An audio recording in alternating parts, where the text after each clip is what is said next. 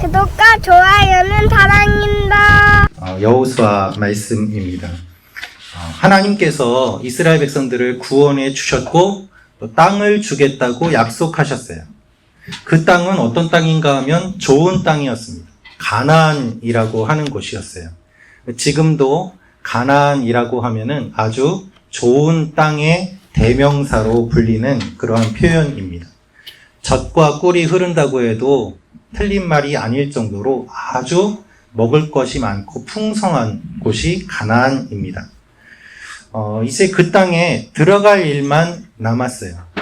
그런데 그 땅에 들어가기 전에 그 땅이 어떤지 정탐꾼을 12명을 보내서 40일 동안 그 땅을 다 샅샅이 살펴보게 했는데 이 12명이 돌아와서 보고를 할 때에 10명은 부정적인 보고를 했어요. 거기에 먹을 것이 많다, 풍성하다. 그런데 거기에 살고 있는 사람들하고 싸우면 우리가 다 질 것 같다. 하나님이 우리를 왜 저런 사람들하고 만나게 해서 죽이려고 하시는가? 엉엉 울었어요. 딱 2명은 긍정적인 이야기를 했어요. 하나님이 이 땅을 주셨다. 정말 좋은 땅이다. 가서 점령만 하면 된다. 그런데 2명의 이야기는 듣지 않고 10명의 이야기를 듣고 사람들이 하나님 앞에 원망했습니다. 40일 동안 정탐을 했는데 그들이 원망하고 하나님께 불평하니까 하루를 1년으로 계산해서 너희들 40년 동안 광야에서 훈련을 받아야 되겠다. 그렇게 해서 40년을 광야를 떠돌았어요. 그 결과 어떻게 되었는가? 이집트에서 나왔던 사람들은 그 1세대들은 광야에서 떠돌다가 그 세상을 마무리하게 되고 광야에서 태어나게 된 2세대들이 이제 하나님의 약속을 이루기 위해서 가나안 땅에 들어갈 준비를 하게 되었습니다. 2명, 여호수아와 갈렙만 1세대에서 계속 남아 있었고 새로운 세대로 바뀌게 된 거예요. 이 10명이 부정적인 이야기를 한 것과는 달리 믿음의 보고를 한 여호수아와 갈렙은 끝까지 하나님의 약속을 이루는 것을 보는 그 일을 경험하게 됩니다. 여러분, 아무리 좋은 것이라고 해도요, 단점이 있기 마련이에요. 어떻게 보느냐에 따라서 달라지는 것이죠. 예를 들어서 여러분에게 누가 커다란 다이아몬드 원석을 줬다고 생각해 보세요. 어떤 사람은 우와, 이거 원석 아니야, 이렇게 비싼 거, 이렇게 좋은 거를 하고 기쁘게 받을 수 있지만 이거 커팅도 해야 되고 다루기도 귀찮은데 이런 걸 나한테 왜 줘? 하면서 불평할 수도 있다는 거예요. 똑같은 것을 어떻게 바라보느냐, 그것을 가치관이라고 이야기를 해요. 가치관이라고 이야기를 하는데 이 가치관에 있어서 큰 영향을 미치는 것, 그것은 무엇인가 하면 바로 믿음이에요. 하나님의 말씀으로 이 세상을 바라보느냐, 그렇지 않느냐. 이 세상은 가치관의 싸움이에요. 어떻게 보면 여러분은 소수예요. 학교에서 배우는 가치관, 친구들의 가치관과 여러분이 알고 있고 배우고 교회에서 듣는 가치관이 서로 다른 부분들이 분명히 있어요. 그래서 계속 갈등을 하죠. 갈등을 피하기 위해서 어떻게 해요? 편한 태도를 취합니다. 교회에 오면 믿음 있는 학생처럼 살고 나가면은 그것과는 관계없이 사는, 분리된 삶, 각각의 역할에 맞는 그 역할만 하는 거예요. 또 하나는 내가 이야기를 못하고 끝까지 소신을 붙잡고 속으로 끙끙 앓는 경우들이 있을 수 있어요. 중요한 것은 무엇인가 하면 오늘 말씀을 보면 이 믿음을 가지고 끝까지 하나님의 약속을 붙잡은 사람들이 그 땅에 들어가게 되었다는 이야기입니다. 40년 동안 가나안에 들어가지 못하고 광야에서 방황하던 가운데 이제 가나안 땅을 들어가게 되는 이야기가 오늘 이야기인데 요단강을 건너면 이제 가나안 땅에 바로 들어가거든요. 첫 번째 난관, 그리고 가장 큰 난관이 있었어요. 그게 무엇인가 하면 여리고라는 성이었어요. 이 성이 매우 튼튼한 성으로 유명했고 그 성이 한 번도 무너지거나 공략된 적이 없는 그것으로 유명한 곳이었어요. 그런데 이 여리고를 반드시 점령해야만 했어요. 왜냐하면 여리고가 긴 가나안 땅의 중심부에 있었기 때문에 여리고를 먼저 치고 위로 아래로 공격해서 적의 허리 부분을 먼저 끊고 쓰러뜨린 다음에 공략해 나가는 것이 하나님이 말씀하신 방법이었거든요. 우리도 6.25 전쟁 때 그런 일이 있었잖아요. 피난을 부산까지 내려갔는데 메가더 장군이 인천의 상륙작전을 성공함으로 인해서 적의 허리를 끊고 역전의 발판을 마련해서 막 밀고 올라가는 일이 있었던 것처럼 가나안 땅을 정복하는데 여리고성은 매우 중요한 장소였어요. 그런데 문제는 그 성을 앞에 두고 싸워야 되는데 이 성을 앞에 두고 싸울 때에 여호수아가 이렇게 이야기를 했다는 거죠. 무기를 들고 싸우는 것이 아니다. 아무 말 하지 말고 하나님의 말씀이 담긴 돌판, 말씀이 기록된 그 돌판, 그거를 들고, 그 언약궤를 들고 그 성을 하루에 한 바퀴씩 돌아라. 그리고 마지막 7째 되는 날은 7바퀴를 돌고 소리를 질러라. 그러면 무너질 것이다.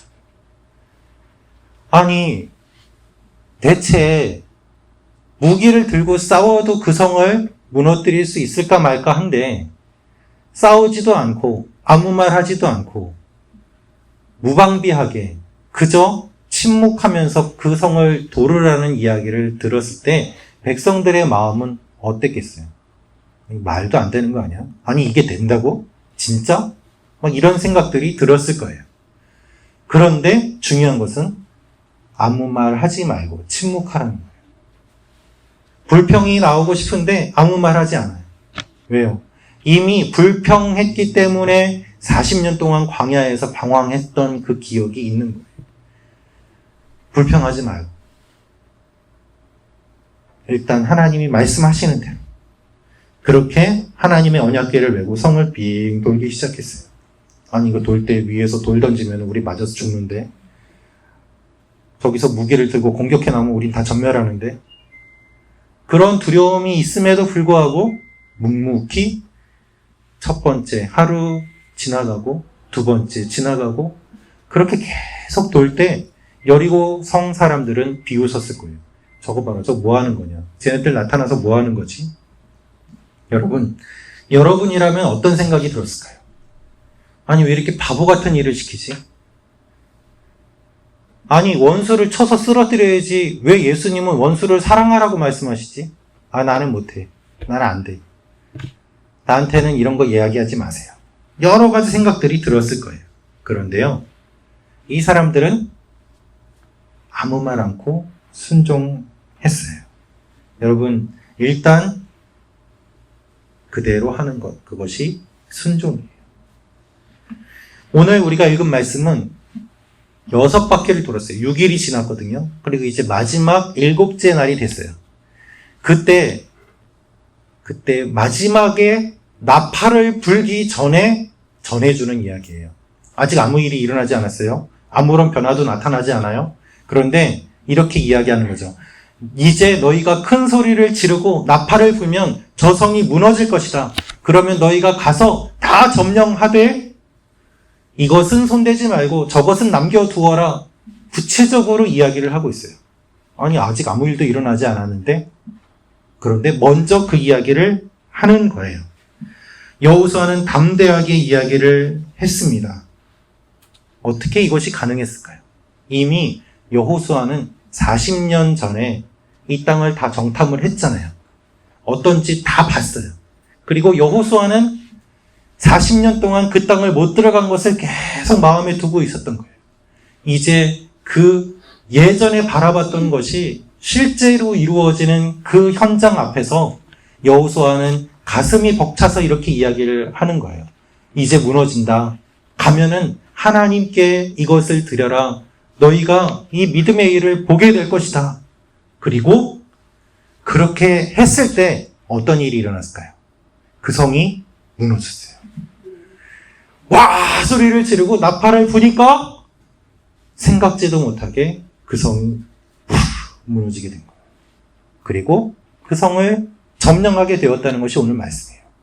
여러분 믿겨지지가 않죠. 아이 어떻게 소리 지른다고 그런 일이 일어나? 우연이겠지? 아니에요. 그것이 아니라 실제로 있었던 일임을 고고학자들은 연구하면서 발견했어요. 이것이 어떻게 무너졌을까? 그 방법은 잘 모르지만 무너진 것은 확실하다고 알았어요. 그런데 성경은 그 방법을 이야기하고 있는 거예요. 사람들이 의지했던 그 성이 무너졌다는 거죠. 여러분, 99도까지는 아무런 일이 일어나지 않아요. 그런데 100도가 되면은 물이 막 끓기 시작해요. 그것을 임계점이라고 해요. 어려운 말로. 어디까지 도달할 때까지는 아무런 일이 일어나지 않는 것 같아요. 근데 그거를 탁 넘어가면 새 일이 일어나는 거예요. 여러분이 공부할 때도 마찬가지예요. 내가 영어 단어 외우고 아주 열심히 공부했는데 성적이 잘 안 오르는 것 같잖아요. 그렇게 되는 때가 아직 이르지 않은 거예요. 근데 그거를 탁 넘어가면요, 폭발적으로 막 성장하게 되는 때가 일어나요. 그것을 임계점이라고 합니다. 이 사람들이 6일 동안 돌았어요. 그리고 7일째까지 돌았어요. 이제 마지막에 믿음의 반응으로 선포하고 외칠 때 그 일이 일어났던 거예요. 여러분, 아주 튼튼한 금고를 여는 방법은 뭐가 있을까요? 아주 튼튼한 금고는 불에다가 집어넣어도 그 안에 있는 서류가 타질 않는데요. 아주 튼튼한 금고는 물속에 집어넣어도 방수가 돼서 그 안에 물이 들어오질 않는데요. 드릴로 뚫어도 드릴이 부러질 정도로 강력해요. 아주 튼튼한 금고를 열려면 어떻게 해야 될까요? 금고를 여는 방법은 번호를 돌리면 열려요. 그렇잖아요. 어렵게 생각할 필요가 없어요. 번호를 알면 여는 방법이 있는 거예요. 복잡하고 힘들게 보여도 여는 방법이 있어요. 그걸 알면 금방 풀려요.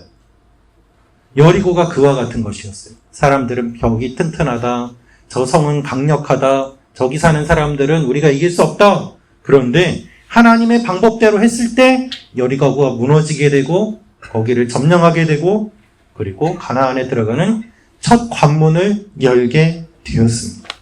이것이 오늘 말씀이에요. 여러분이 하나님을 믿고 교회에 나오시고 그리고 신앙생활 하는 가운데 어떨 때 정말 어려운 일들이 일어나기도 해요. 그런데 그 일들이 세상의 방법과 사람들의 방법과 여러 방법으로 해도 안 풀리는데 하나님의 방법으로 했을 때 딱 풀리는 일들이 있어요. 여러분의 인생에서 그런 일들이 많이 일어날 거예요. 그런데 사람들은 그거를 잘 모르고 다른 방법으로 막 풀어보려고 하다가 힘들고 지쳐가지고 다 쓰러져서 나 이제 못하겠어요. 하나님, 나 이제 망했어요. 그렇게 다 지치고 피폐해진 채로, 엉망이 된 채로 마지막에 하나님을 붙잡고 그 일을 해결받는 일들도 있어요. 근데 하나님 뭐라고 말씀하시는가 하면 그렇게 되기 전에 현명하게 먼저 하나님의 방법으로 해보라고 말씀하시는 거예요. 하나님의 방법으로 하는 것, 그것이 무엇입니까? 그것이 예배고 기도고 여러분이 하나님과 교제하는 것입니다. 우리가 예배드리는 이유가 거기 있어요. 믿음으로 반응하며 하나님의 일들을 경험하는 여러분과 제가 되기를 원합니다.